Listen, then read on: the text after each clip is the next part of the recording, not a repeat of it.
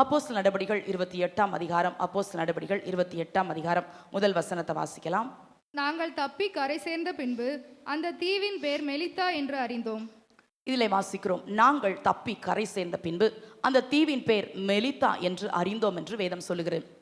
அருமையான கர்த்தருடைய பிள்ளைகளை, ஒரு ஆசீர்வாதமான மெலித்தா நமக்காக காத்திருக்கிறது. நீங்க அதை நம்புறீங்களா, அதை விசுவாசிக்கலாம் எனக்கு தெரியல. ஆனா நிச்சயமாய் இந்த 6 மாதங்கள் எவ்வளவோ கண்ணீர்கள், வேதனைகள், பலவீனங்கள், வருத்தங்கள் எல்லாவற்றையும் நம்ம கடந்து வந்தாலும் ஒரு ஆசீர்வாதமான ஒரு மெலித்தா நமக்காக கர்த்தர் காத்திருக்க செய்ய வைத்திருக்கிறார். அதை ஏற்ற வேளை சுதந்திரிக்கும்படி கர்த்தர் நமக்கு கிருபையும் தரப்போகிறார். நாங்கள் தப்பி கரை சேர்ந்த பின்பு என்று அந்த வசனம் சொல்லுகிறது. இந்த 27ஆம் அதிகாரத்தை நீங்க வாசித்து பார்க்கும்போது எவ்வளவோ துன்பங்களை சகிச்சிட்டாங்க. வருத்தங்கள், பாடுகள், மழை, குளிர், கொந்தளிக்கிற காற்று, யூரோக்குள்ளதானுங்கிற கடுங்காற்று எல்லாத்தையும் அவங்க கடந்து வந்துட்டாங்க. நாங்கள் தப்பி கரை சேர்ந்த பின்பு என்கிற ஒரு வார்த்தையில பல காரியங்கள் அடங்கியிருக்கு. அவங்க தப்பி பிழைப்போங்கிற நம்பிக்கையே இல்லாம இருந்தாங்க. சூரியனையாவது சந்திரனையாவது 14 நாட்களை பார்க்கல, சாப்பிடல 2 வாரமா, எதையுமே பார்க்கல, நம்பிக்கைக்கு ஏதுவான எதையுமே பார்க்கல. ஆனா வேதம் சொல்லுகிறது, நாங்கள் தப்பி கரை சேர்ந்த பின்பு அது மெலித்தா என்று அறிந்தோம். அவங்களுக்கு எந்த ஊருக்கு வர்றோன்னு தெரியல, எங்க போறான்னு தெரியல, எங்க போய் இறங்க போறான்னு தெரியல. எங்கேயாவது இறக்கி விட்டாலும் பரவாயில்ல, எங்க ஜீவனை மட்டும் கர்த்தர் காத்துக்கிட்டா பரவாயில்லன்னு சொல்லி அவங்க நம்பிக்கையோடு பயணம் செஞ்சாங்க. அந்த கப்பல்ல 276 பேர் இருக்கிறாங்க. இந்த 276 பேரை எனக்கு ரொம்ப பிடிச்சிருந்துச்சு. ஏன் தெரியுமா?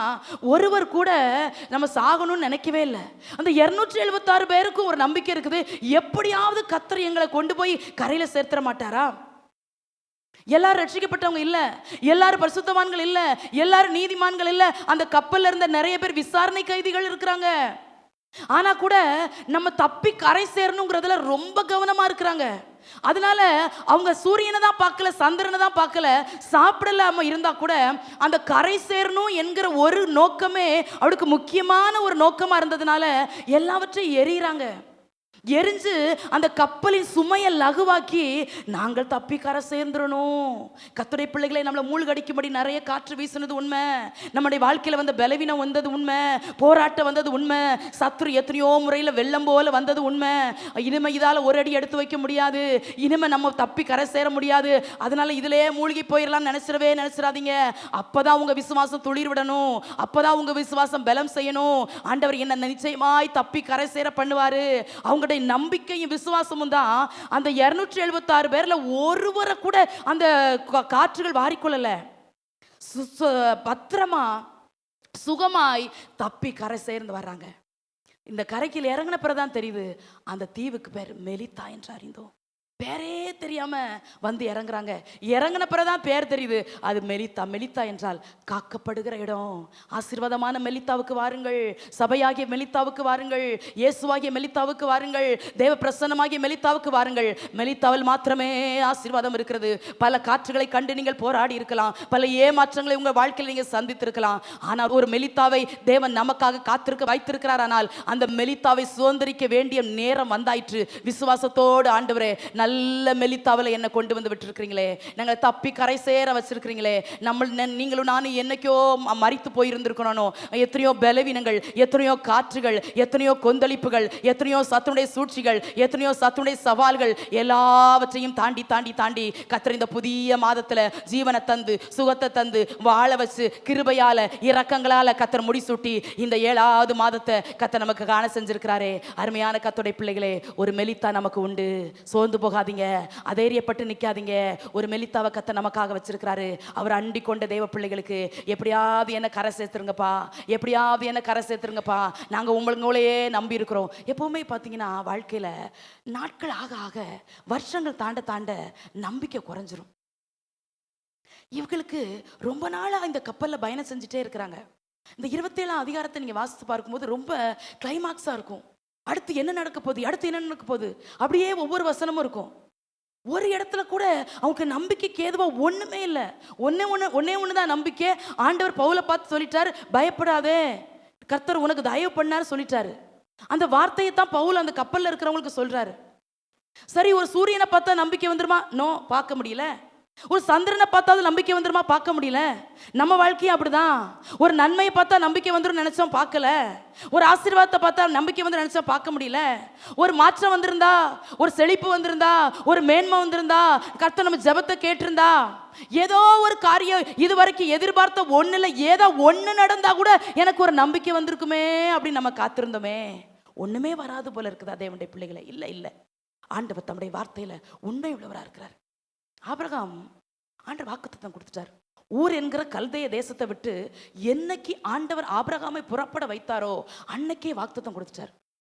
வாக்குத்தத்தம் கொடுக்கும்போது ஆபிரகாமுக்கு வயது 75. ஆதியாகமம் 15 அதிகாரத்துல ஆண்டவரை பார்த்து ஆபிரகாம் சொல்றாரு, அடியனுக்கு என்ன தருவீர், நான் பிள்ளை இல்லாம இருக்கிறேனே. அதுல 1000 அர்த்தங்கள் உண்டு. நீர் என்ன ஆசீர்வதித்தீர், நீர் என்ன உயர்த்தினீர், நீர் என்ன மேன்மைப்படுத்தினீர், நீர் என்ன கடற்கரை மணனை பாருங்கிறீரு, எண்ணுங்கிறீரு, நட்சத்திரங்களை பாருங்கிறீரு, எண்ணுங்கிறீரு, எல்லாம் சொன்னீரு. ஆனா நான் பிள்ளை இல்லாம இருக்கிறேனே, எனக்கு என்ன தருவீர் அப்படின்னு கேட்டார். ஆனா ஆதியாகமம் 17 அதிகாரத்துக்கு வரும்போது ஆபிரகாமுக்கு வயது 99. நான் சொன்னேன் அல்லவா, நாட்களும் வருஷங்களும் தாண்டும் போது நம்பிக்கை இழந்து போயிடும் சொல்லி. 75 வயசுல 85 வயசுல இருந்த நம்பிக்கையும் விசுவாசமும் அது 99 வயசுல ஆபிரகாமுக்கு இல்ல. அதனால 99 வயசுல ஆண்டவரை பார்த்து ஆபிரகாம் சொல்றாரு, இஸ்மவேல் உமக்கு முன்பாக பிழைப்பானாக. இனி ஒரு ஈசாக்கு நோ சான்ஸே இல்லை. இனி எனக்கு ஒரு பிள்ளையா? நம்பவே முடியல. இனி என் மனைவி சாரால் கர்ப்பம் தரிப்பாளா? அதற்கு ஆதாரமே இல்லை. அதனால போதும், இஸ்மவேல் போதும்.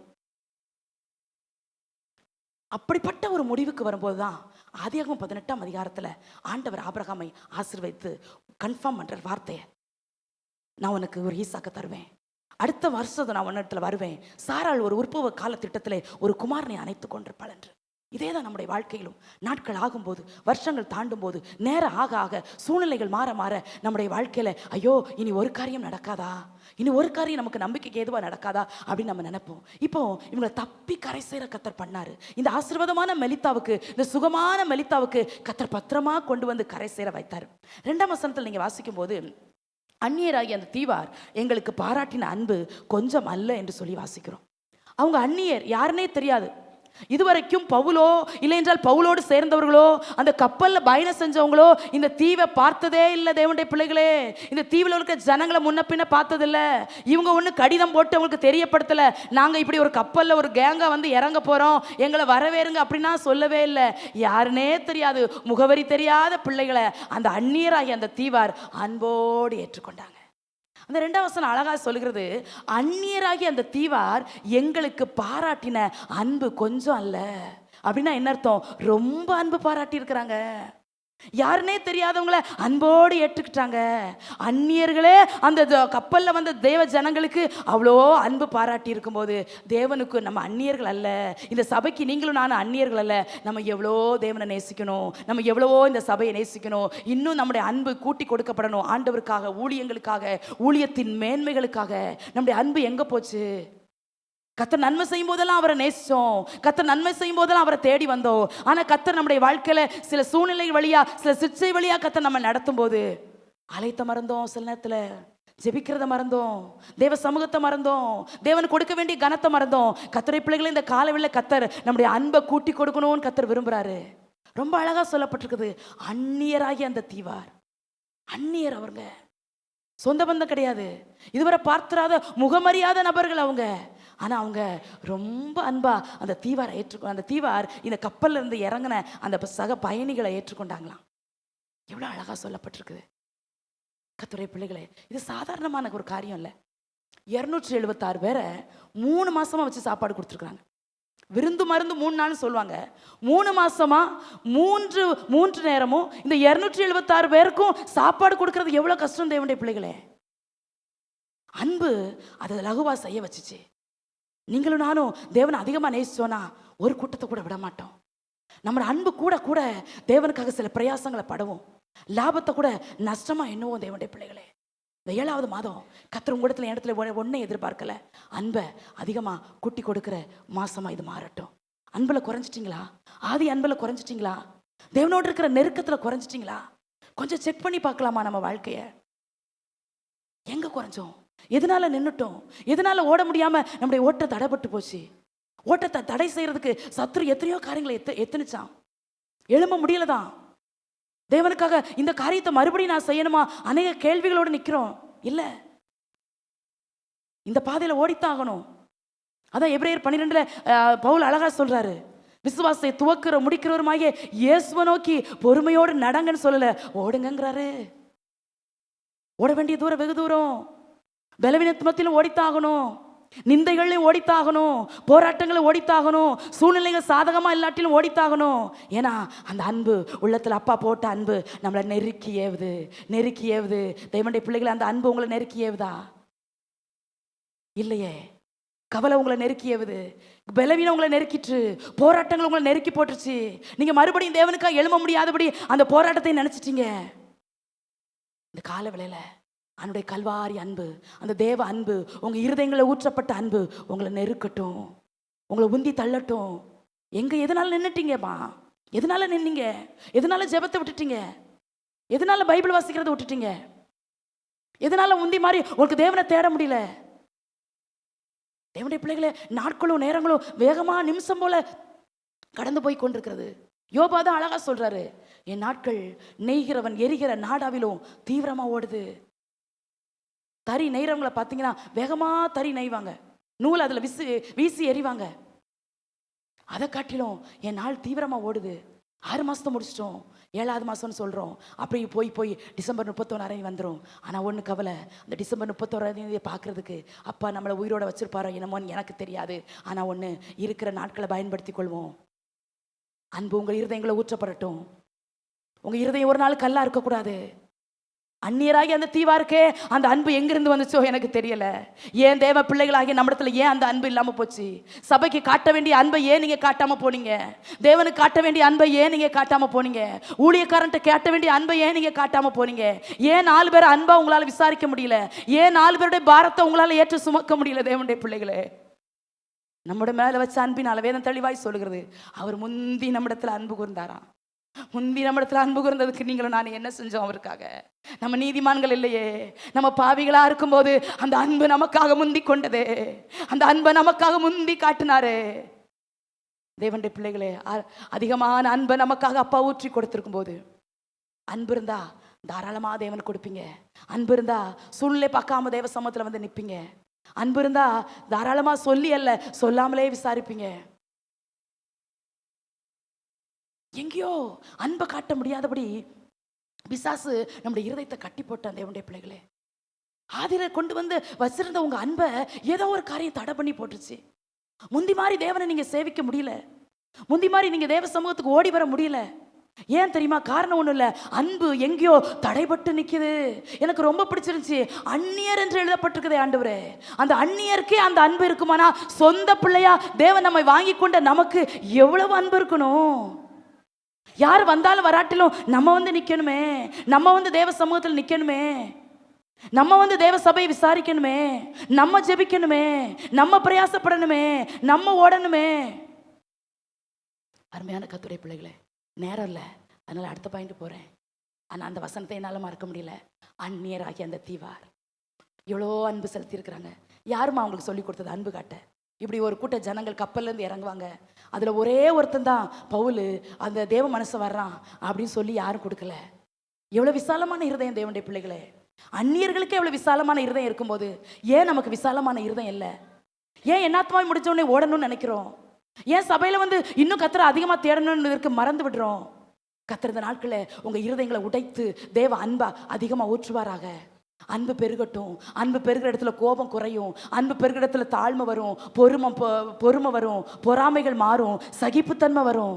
சபைக்குள்ள அன்பு பெருகட்டும், உங்க குடும்பத்துல அன்பு பெருகட்டும், உங்கள் குடும்பங்களோட இருக்கிற ஐக்கியத்துல அன்பு பெருகட்டும். அன்பு பெருக பெருக தேவன் உங்க வாழ்க்கையில் ஒரு மாற்றத்தை தந்துட்டே இருப்பாரு. வேதம் சொல்லுகிறது 2வது வசனத்தை வாசிமா, 28ஆம் அதிகாரம் 2வது வசனம். அந்நியராகிய அந்த தீவார் எங்களுக்கு பாராட்டின அன்பு கொஞ்சமல்ல, அந்த வேளையில பிடித்திருந்த மழைக்காகவும் குளிருக்காகவும் அவர்கள் நெருப்பை மூட்டி எங்கள் அனைவரையும் சேர்த்து கொண்டார்கள். இதுல வாசிக்கிறோம், அந்நியராகி அந்த தீவார் பாராட்டின அன்பு கொஞ்சமல்ல, அந்த நேரத்தில் பிடித்திருந்த மழைக்காகவும் குளிருக்காகவும் நெருப்பை மூட்டி எங்களை சேர்த்து கொண்டார்கள். ஓ, அந்த வார்த்தை எவ்வளவு மகிமை எழுதப்பட்டிருக்கு பாருங்க. இவங்களை ஏற்றுக்கொண்டதே பெரிய விஷயங்க. சூழ்நிலை சாதகமா இல்லை, அடமழை பெஞ்சிட்டு இருக்குது. கப்பல்ல வரும்போது தான் மழை பெஞ்சிச்சின்னு பார்த்தா இங்கேயும் மழை பெய்யுது. மழைன்னா மழை சாதாரண மழை இல்லை, ஜீவனுக்கே பணைய வைக்கிறது போல மழை பெய்யுது. அந்த மழை நிமித்தமா குளிர் வேற வருது. இந்த குளிர் நிமித்தமா ஒருத்தருக்கும் நிலையா நிற்க முடியல, எல்லாரும் குளிர்ல ஆடிட்டு இருக்கிறாங்க. அவங்க நெருப்பை மூட்டி எங்க எல்லாத்தையும் சேர்த்துக்கிட்டாங்க. அதான் சொல்றேன், அன்பு அவங்கள சேர்க்க வச்சுச்சு. நாங்க மட்டும் குளிர் காஞ்சா போதும், எங்களுக்கே குளிர் காயறதுக்கு விறகு இல்லை, எங்கம்மா போய் விறகு பிறக்குனாங்க அந்த குளிர்ல. எவ்வளவு விறகு அவங்கள சேர்த்து வச்சாங்களோ எனக்கு தெரியல. அந்த மலையில எவ்வளவு விறகுகளை அவங்க சேகரிச்சு வச்சாங்களோ, இந்த விறகுகளை மலையில நனையாதபடி அவங்க எவ்வளவு நாள் பாதுகாத்தாங்களோ எனக்கு தெரியல. 276 பேரும் பிளஸ் அந்த தீவுல இருந்தவங்களும் குளிர் காயணும்னா எவ்வளவு விறகு தேவைப்பட்டிருக்கும். நல்ல மனசு அந்த விறக கொடுக்க வச்சுச்சு. இப்ப விறக தீய மூட்டி அந்த நெருப்பை மூட்டி எல்லாரையும் சேர்த்துக்கிறாங்க. ஏன் அப்படின்னா பாவம் அவங்க கப்பல்ல இருந்து இறங்கினாங்க. அவங்க நிச்சயமா சொல்லியிருந்திருப்பாங்கல்ல, இந்த கப்பல்ல இருந்து இறங்கினவங்க, நாங்க இப்படியெல்லாம் கஷ்டப்பட்டு வந்தோம், தப்பி பிழைப்போங்கிற நம்பிக்கை இல்லாம வந்தோம்னு சொல்லி அவங்க தங்களுடைய சொந்த கதையை சொல்லியிருந்திருப்பாங்க. இதை கேட்டபோது அந்த அந்நியருக்கு ஒரு இழகுன மனசு வருது, அன்பு வருது. இப்ப நெருப்பை மூட்டி எல்லாரையும் சேர்த்துக்கிறாங்க. ஏன் தெரியுமா? பாவம் அவங்க இந்த குளிர்ல அவங்களால நின்று கொடுக்க முடியாது, நாங்க நெருப்பை மூட்டி எல்லாரையும் சேர்த்துக்கிடுவோம். கர்த்தருடைய பிள்ளையே, பலவீனமாகிய குளிர் சிலர் மேல விழுந்தது, போராட்டமாகிய சிலர் மேல குளிர் விழுந்தது. அந்த குளிராகிய போராட்டம் சிலர் மேல விழுந்துச்சு. நம்ம எத்தனை பேரை சேர்த்துக்கிட்டோம்? நம்ம ஜெபத்துல எத்தனை பேரை சேர்த்து நம்ம ஜெபிச்சோம்யா? சேர்க்கறதுக்கு மனசு வந்துச்சா? உழைப்பெல்லாம் நமக்கு, பிரயாசமெல்லாம் நமக்கு, வருகிற வருமானமெல்லாம் நமக்கு, பண்ணுகிற ஜெபமெல்லாம் நமக்கு, நம்முடைய ஓட்டமெல்லாம் நமக்கு, ஊழியத்துக்கு ஒண்ணுமே இல்லை, சபை விசுவாசிகளுக்கு ஒண்ணுமே இல்லை, தேசங்களுக்கு ஒண்ணும் இல்லை. தேசம் பாவமாகிய குளிர்ல நடுங்கி கொண்டு இருக்கிறதே, சேர்த்துக்கிட மனசு வரலையே. தேசத்தையும் நம்ம ஜெபத்துல ஒண்ணு குறிப்பா வச்சு ஜெபிக்கிறதுக்கு மனசு வரலையே. நான் நல்லா இருக்கணும், என் குடும்பம் நல்லா இருக்கணும், என் பிள்ளை நல்லா இருக்கணும், இதுதான் நம்முடைய நோக்கமா சிந்தையா இருக்குது ஒழிய இந்த குளிர்ல நிறைய பேர் பீடிக்கப்பட்டு நிற்கிறாங்களே, ஜெபமாகிய இந்த நெருப்புல எத்தனை பேரை சேர்த்துக்கிட ஆயத்தமா இருக்கிறீங்க? ஜெபம் ஒரு நெருப்பு, அணையாத நெருப்பு, பற்றி பிடிக்க வேண்டிய நெருப்பு. குடும்பத்தில் அந்த ஜெபமாகிய நெருப்பு எரியணும், சபையிலே அந்த நெருப்பு அணையாத தீபமாக எரிஞ்சுக்கிட்டே இருக்கணும். அந்த நெருப்பில் அநேக குளிரில் நடுங்கி கொண்டிருக்கிற பலவீனமாகிய, போராட்டமாகிய, நிந்தையாகிய, கண்ணீராகிய, சாபமாகிய, பாவமாகிய, பலவீனமாகிய குளிரில் நடுங்கி கொண்டிருக்கிற அநேகர் இந்த ஜெபமாகிய நெருப்பில் சேர்த்து கொள்ளப்படுகிற நாட்கள், அதுதான் அந்த மெலித்தா. எத்தனை பேர் இந்த மெலித்தாவின் அனுபவத்துக்கு வர விரும்புறீங்களோ, உங்கள் ஜெபமாகிய நெருப்பு எரியப்படட்டும். ஜெபமாகிய தீபம் இந்த 7வது மாதத்துல ஏற்றப்படட்டும் இயேசுவின் நாமத்தினால. இந்த நெருப்பு அணையக்கூடாது.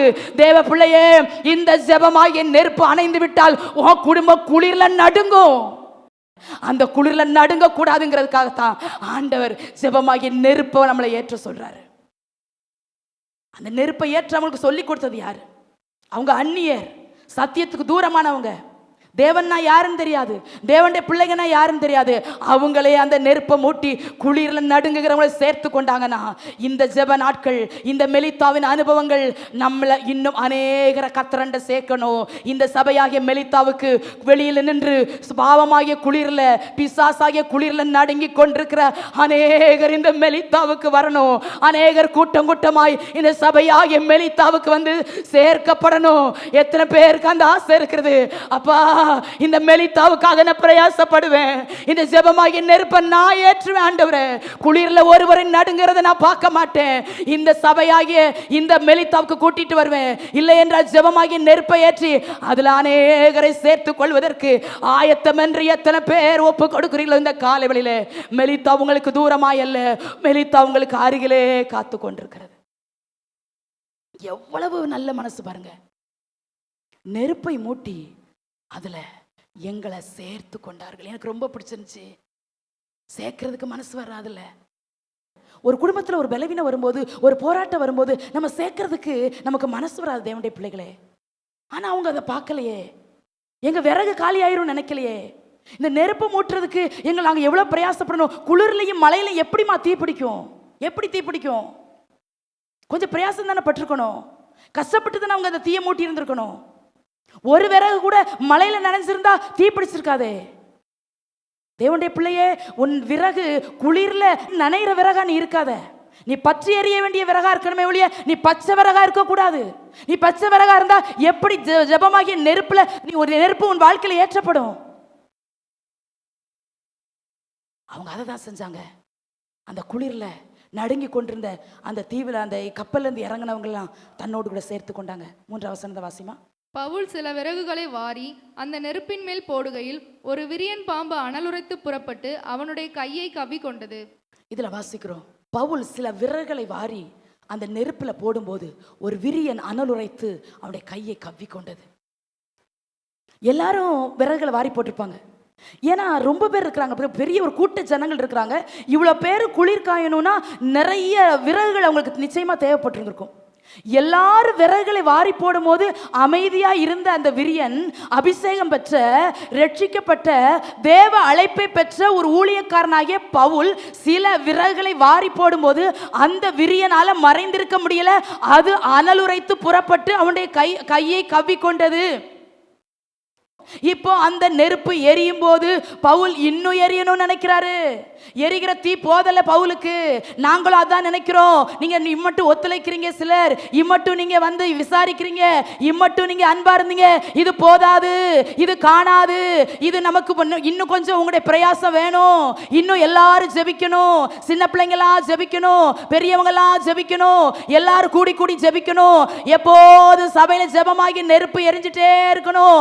அதனாலதான் ஊழியம் செய்யற நாங்க கூட சத்தியமாகி விறக இன்னும் கூட வாரி வாரி போட்டுட்டே இருக்கிறோம். ஏன்னா எங்களுக்கு ஒரு பயம், இது அணைஞ்சிருமோ, இது இந்த தீபம் இனி பார்க்க முடியாதபடி அணைஞ்சிருமோன்னு சொல்லி. அதனாலதான் பவுல் கூட சில விறகுகளை எல்லாரும் வாரி போட்டாங்க. அதுல பவுலுக்கு திருப்தி இல்லை. என்னதான் இந்த ஊழியத்தை யார் கையிலையாவது ஒப்பு கொடுத்து நீங்க செஞ்சிருங்கனாலும் ஊழியம் செய்யற எங்களுக்கு நாங்க செஞ்சாதான் திருப்தி. எவ்வளோ பலவீனமா இருந்தாலும், எவ்வளோ போராட்டமா இருந்தாலும், ராத்திரியெல்லாம் தூக்கம் இல்லாம இருந்தாலும், ராத்திரியெல்லாம் அழுதிருந்தாலும், ராத்திரியெல்லாம் உள்ள உடைக்கப்பட்டிருந்தாலும், இப்போ பேசவே முடியாத சூழ்நிலை இருந்தாலும் எங்களை கொண்டு செஞ்சிருங்கப்பா. இதை இன்னொரு நபர் செய்யறத பார்த்துட்டு வேடிக்கை பார்க்கறதுக்கு இல்லப்பா. மரணம் எங்களை பிரிக்கும் அளவும், மரணம் எங்கள் 3 பேரையும் பிரிக்கும் அளவும் கர்த்தருடைய வருகை வரைக்கும் இந்த ஊழியத்தை உண்மை உத்தமமா செய்ய விரும்புகிறோம். அதனாலதான் சில விறகுகளை வாரி போட்டுட்டே இருக்கிறோம் அந்த ஊழியத்துல. அதனால இப்ப பவுல் சில விறகுகளை வாரி போட்டார். எங்க அவங்க எப்பவுமே விறகுகளை வாரி போட்டாங்க, எப்பவுமே விறகு வாரி போட்டுட்டு இருக்கிறாங்க. எத்தனை டன் விறகு வாரி போட்டாங்களோ தெரியல தேவனுடைய பிள்ளைகளே. அப்பெல்லாம் அமைதியா இருந்த அந்த விரியனுக்கு ஊழியக்கார விறக வாரி போடு மட்டும் சும்மா இருக்க முடியல. ஊழியக்கார நிலைமையே பார்த்தீங்களா? அந்த ஊழியக்கார மேல ஒரு குற்றமும் இல்லையே. இந்த 275 பேருக்காக, பவுலை சேர்த்து 276, அந்த 275 பேருக்காக இவ்வளோ பிரயாசப்பட்டாரே, இவ்வளோ பாடுபட்டாரே. இப்ப தப்பி கரை சேர்வதற்கு எவ்வளோ உதவி செஞ்சாரே. ஆனா அவர் கிடைச்ச பரிசு பாம்பு கடி. சாதாரண பாம்பல்ல, பேரை சொல்லப்பட்டிருக்கு, விரியன் பாம்பு, அனலுரைத்து. இன்றைக்கு அபிஷேகம் பண்ணப்பட்ட தேவனுடைய பிள்ளைகளுக்கு விரோதமாய் சில விரியன்கள் அனலுரைத்து நிற்கிறது.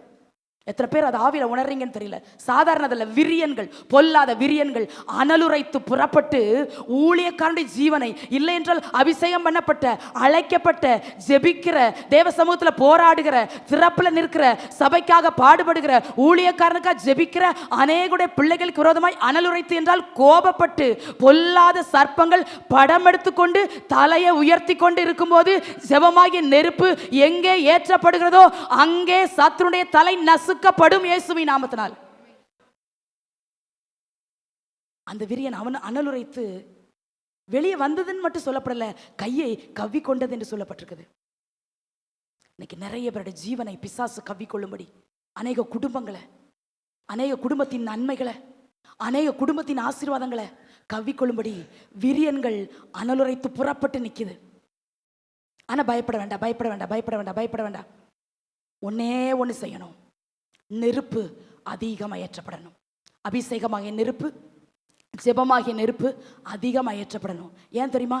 பிசாசு வேற ஒன்னை கண்டு பயப்படாது, விரியன் வேற ஒன்னை கண்டு பயப்படாது. எங்கே அபிஷேகமாகிய நெருப்பு அதிகமாய் ஏற்றப்படுகிறதோ, எரிகிறதோ, எங்கே ஜெபமாகிய நெருப்பு அதிகமாக எரிகிறதோ அங்கே மாத்திரம் தான் பிசாசு பயப்படும். அங்கேதான் சில விரியன்களுக்கு கர்த்தர் முடிவு காலத்தை கர்த்தர் வைத்திருக்கிறார்.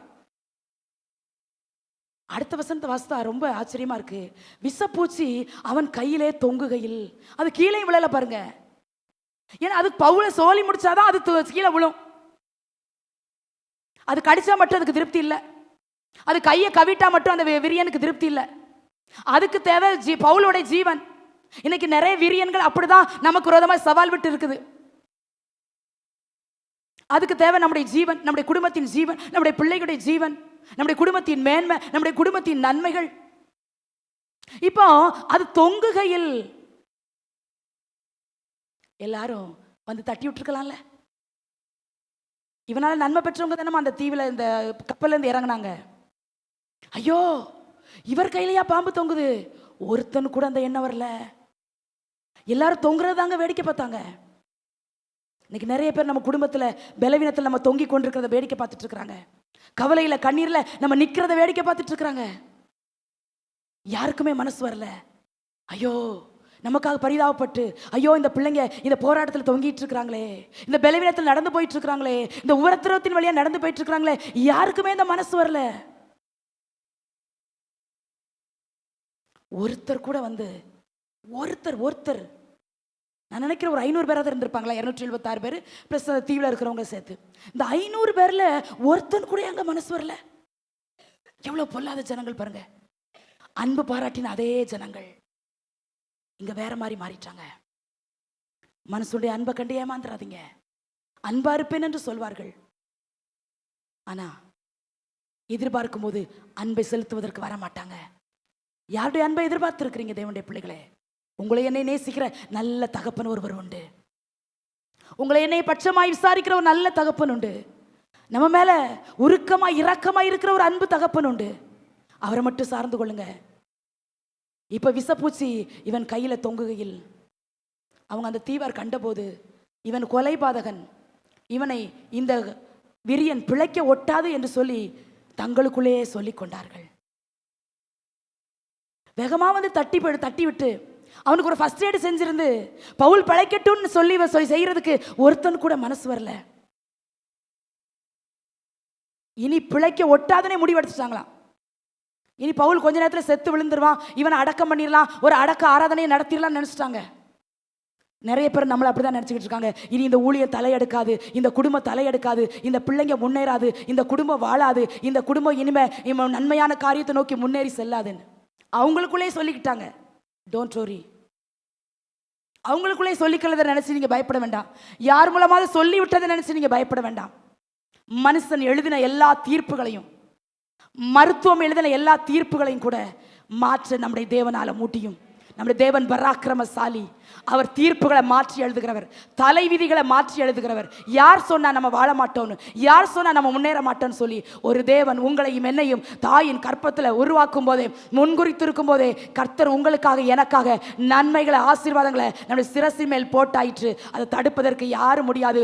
ஒரு விரியன் அல்ல, எத்தனை விரியன்கள் தீண்டினாலும், எத்தனை விரியன்கள் அனலுரைத்து நம்முடைய ஜீவனை கவிக்கொள்ள நினைத்தாலும் ஒன்னே ஒண்ணுதான் தேவனுடைய பிள்ளையே, நெருப்பை மட்டும் ஏற்ற மறந்துடாத, நெருப்பை மட்டும் விட்டுறாத, நெருப்பை மட்டும் அணைய விட்டுறாத. உன்னை கடிக்க வருகிற, உன்னை கவிக்கொள்கிற வருகிற அநேக விரியன்கள் தீல நீ உதறி போடும்போது தானாய் அந்த விரியனுடைய வீரியம் குறையும். இப்போ அவங்க வேடிக்கை பார்த்துட்டு நின்னாங்க. வேடிக்கை பார்க்கறதுக்குன்னே ஒரு கூட்ட ஜனங்கள் நம்மளை சுற்றி இருக்கிறாங்க. அவங்களுக்கு வேடிக்கை தான் பார்க்க தெரியும், அவங்களுக்கு ஜெபிக்க தெரியாதுமா, நமக்காக பாரப்பட தெரியாது. அதனால தான் உங்களுக்கு ஒன்று சொல்லித்தரேன்.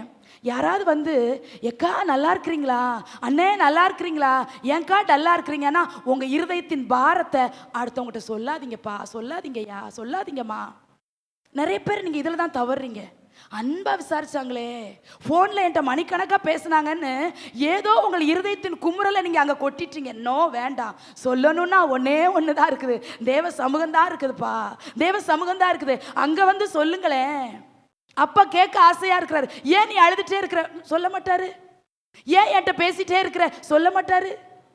அதை மீறி சொல்லணும்னு ஆசைப்பட்டீங்கன்னா ஊழியக்காரங்கிட்ட தாராளமாக சொல்லலாம். அவங்களும் உங்களை நிந்தையா நினைக்க மாட்டாங்க, அவங்களும் உங்களை உதாசீனப்படுத்த மாட்டாங்க. ஆனால் உலகத்தில் நீங்கள் எங்கே போய் சொன்னாலும் உங்கள் கண்ணீரை அவமானமாக நினைப்பாங்க, வேடிக்கை பார்ப்பாங்க. அடுத்து என்ன நடக்கிறது என்பதில் தான் சத்துரு கவனமாக இருப்பான். இவங்க வேடிக்கை பார்த்தாங்களாம். இனி இவன் பிழைக்க மாட்டான், இனி பவுல் பிழைக்க மாட்டான். ஏன்னா அந்த விரியன் கையை கவிட்டாலும் பரவாயில்ல, இப்ப தொங்கிட்டுலாம் இருக்குது. அதனால இனி இந்த பவுல் சப்ப மாட்டார் நினைச்சு தங்களுக்குள்ளே சொல்லிக் கொண்டார்கள். அடுத்த வசனம், அவன் அந்த பூச்சியை தீயில உதறி போட்டு ஒரு தீங்கும் அடையாது இருந்தான். எனக்கு ரொம்ப பிடிச்சிருந்துச்சு. 3ஆம் வசனம் சொல்லுது விரியன் என்று, 5ஆம் வசனம் சொல்லுது பூச்சின்னு சொல்லி. அந்த தீவுல உள்ள ஜனங்களுக்கு அது விரியன், ஆனா பவுலுடைய பார்வையில் அது ஒரு பூச்சி.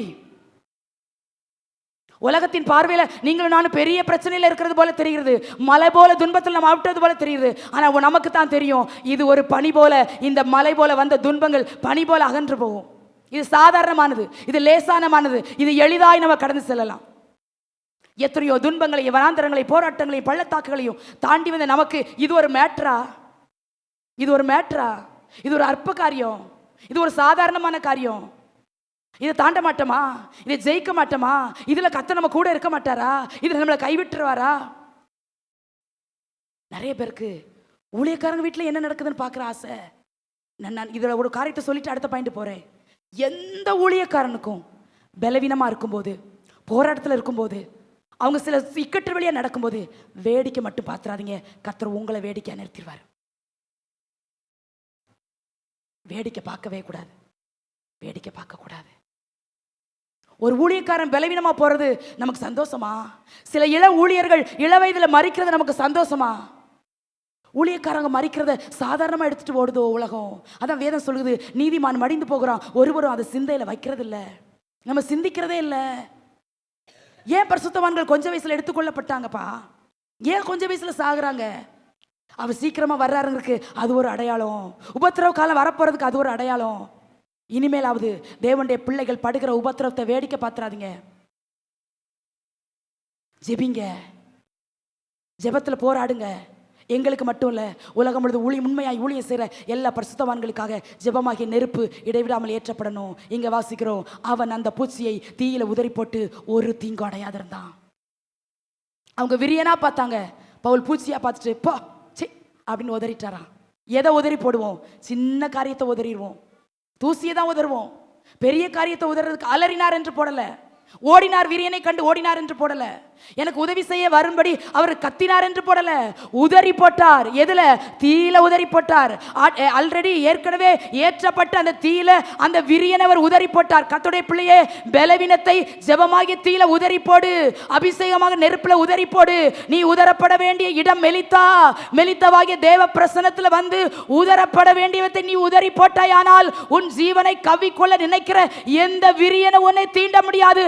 அந்த பூச்சி தீயில மடிந்து போகும் இயேசுவின் நாமத்தினால. நம்ம உதறாம என்ன செய்யறோம் தெரியுமா? கையை கவும் போது, பலவீனங்கள் சரத்தை கவும் போது, போராட்டங்கள் நம்முடைய குடும்பங்களை கவும் போது யாராவது ஒருவர் உதவி செய்வாங்களான்ங்கிறத பார்த்தமே ஒழிய மெலித்தவாகிய தேவ பிரசன்னத்தில் வந்து நிற்பதற்கு மனசு வரல. இனி ஒன்று காலம் ஒன்று தாண்டல, இப்போ கையை தான் கவி இருக்குது, ஜீவனை கவ்வலை. இது சரியான நேரம், நீங்க தீயில உதறி போட வேண்டிய நேரம். ஒரு தீங்கு வரல.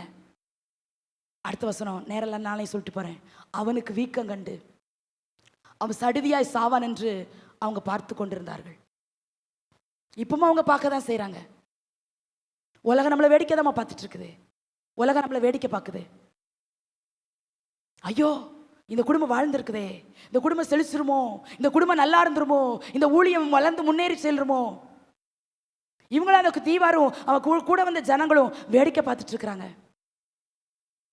அது சடுதியா வீக்கம் கண்டு. அப்ப நான் நினைக்கிறேன், இந்த பாம்பு கடிச்சா வீக்கம் வரும் போல நிறைய பேருக்கு இப்ப அதான் ஆசை. பலவீனமாகி வீக்கத்துல இவங்க செத்து பெற மாட்டாங்களா? நிந்தையாகி வீக்கம் இவங்க வாழ்க்கையில வந்துராதா? ஒரு வீக்கம் வரணும் அவங்களுக்கு, இல்லைன்னா அவங்க முகம் வீங்குது. ஐயோ, நம்ம நினைச்சது ஒண்ணு இவங்க வாழ்க்கையில் நடக்கலையே. எத்தனையோ முறை இவங்களுக்கு வேதம் அம்பு எஞ்சிட்டோமே, எத்தனையோ முறையா மந்திரம் வச்சிட்டோமே, எத்தனையோ முறையமா தந்திரம் வச்சிட்டோமே, ஒண்ணுமே பலிக்கலையே. இவங்க நல்லா இருக்கிறாங்களே. இன்னைக்கு கூட நம்மள 4 பேர் பார்த்தா ஐயோ வெள்ளையும் சொல்லையுமா வந்து தேவ சமூகத்தில் அழகா நிற்கிறாங்களேன்னு அவனுக்கு வயிறு எறியுது. நமக்கு வீக்கம் வராது. ஏனென்றால் அண்ட சராசரி படைத்த தேவன் நம்மோடு கூட இருக்கிறார். ஒரு தேவன் நம்ம கூட இருக்கிறார்னா நம்முடைய குடும்பம் எப்படி வீங்கும்? இயேசுவின் நாமத்தினால. அவன் அதுல வீக்கம் கண்டு சடுதியாய், எவ்வளவு கொடூர மனசு பாருங்களேன். ஏன் அந்த தீவில் ஒருத்தன் கூட அங்க வைத்தியர் இல்லை, ஒருத்தர் கூட மருத்துவம் செய்ய தெரியாதவங்களா இருந்தாங்க. இப்ப வேதம் சொல்லுகிறது, அவன் அந்த பூச்சியை உதறிவிட்டு ஒரு சேதம் அடையாது இருந்தான். இப்ப அவங்க வேறு சிந்தையாகி இவன் கடவுள்னு பேசிட்டாங்க. ஒன்னும் கடிச்சா அவன் பாவி, இப்ப கடிச்சு ஒரு சேதமும் வரலன்னா இவன் தேவன். வாழ விடாது, சாவ விடாது. நல்லா இருந்தாலும் பிடிக்கிறது இல்லை, பலவீனமா இருந்தாலும் பிடிக்கிறது இல்லை. அப்படிப்பட்ட உலகத்துல தான் வாழ்றோம். எவ்வளவு நேரம் வேடிக்கை பார்த்தாங்களோ தெரியல. இப்ப அவங்க பேசிக்கிட்டாங்க, இவன் தேவன் என்று பேசிக்கிட்டாங்க.